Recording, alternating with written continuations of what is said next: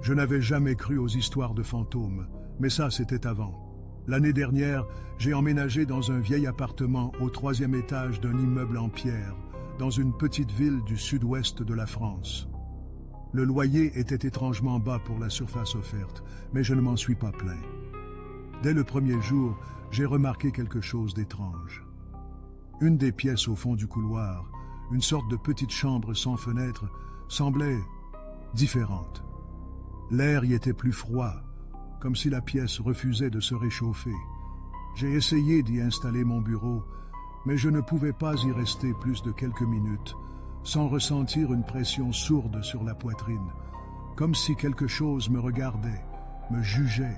Je l'ai donc laissé vide, fermé à clé. Mais la nuit, je l'entendais. Des grattements, d'abord timides, puis plus insistants, comme si quelque chose grattait de l'intérieur de la porte. Une nuit, j'ai même entendu un murmure, faible, presque imperceptible. Et pourtant, il disait mon prénom. J'ai tenté de rationaliser. Les murs étaient peut-être trop fins, l'immeuble ancien, mal isolé, peut-être des rongeurs. Mais quelque chose au fond de moi savait que non. Un soir, en revenant du travail, j'ai trouvé la porte de la pièce entr'ouverte. Je suis certain de l'avoir fermée. Pire encore, elle était désormais ouverte de l'intérieur, la clé toujours sur le battant extérieur. Je suis resté figé.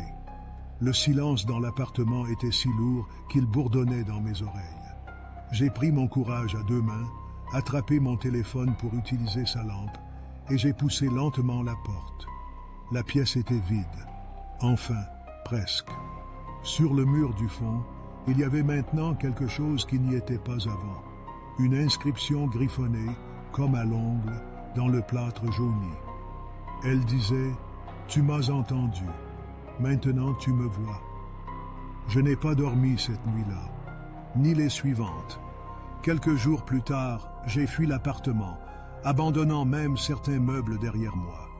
J'ai essayé de prévenir le propriétaire, de lui parler de cette pièce, mais il m'a simplement dit « Ah, la petite chambre, vous n'êtes pas le premier. Je vis ailleurs maintenant. Loin. Je ne laisse plus jamais une porte entr'ouverte. Et parfois, la nuit, quand tout est silencieux, je crois encore entendre quelqu'un murmurer mon nom. » Si cette histoire t'a fait flipper, abonne-toi dès maintenant et like la vidéo pour ne rien manquer des prochaines histoires.